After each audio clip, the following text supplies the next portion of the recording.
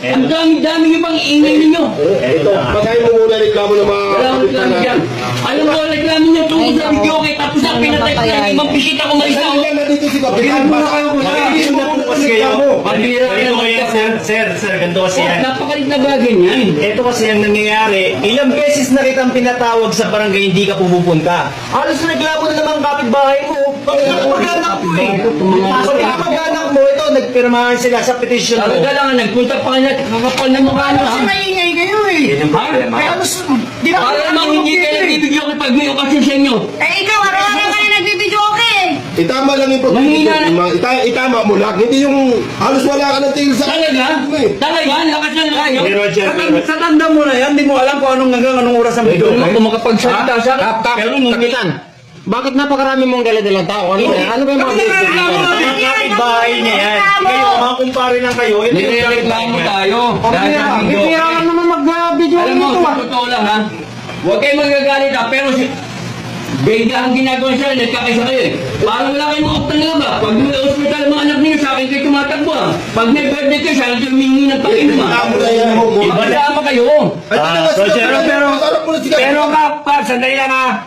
Pag po kayo magpapatawag, doon na lang tayo magharap. Hindi na kayo pupunta. Naghanap kayo ng gulo eh. Gulo na kayo.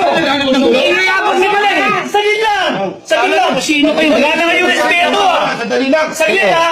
Andito na yung mga tanod, no? Ilang beses, pare ha, ilang beses nang pinatawag si Roger, hindi siya pumupunta. Kaya ngayon, pumunta rito. Ito yung mga barangay niya, nag-ano ng petition para... Bakit ako pupunta? Ikaw kuya, huwag ka magsasalita ng ganyan. Tigil na, di ba? Nandito ka sa Sandali lang. Oo nga. Sandali lang. Huwag niyo akong papasukin dito sa bahay ko. Malaking pagkakamali ang Hindi yung gagawin. kapitan. Nandito na May kayo. respeto ko pero tataas ng boses niya. Tinigil na nga, tinigil na nga. Ano pa nirereklamo nyo? Kung may reklamo kayo, magharap-harap tayo doon. Hindi dito susugod kayo. Ito mga nagreklamo. Bakit ang gulo eh? Ito mga reklamo to. Away yata yung nahanap nyo, away. May mga utang ka siya ng mga utang. Magharap-harap tayo sa barangay, hindi kayo susugod dito sa bahay may bahay. Dali. Mali na nga yung ginawa niyo eh! Tapos mga galang lang.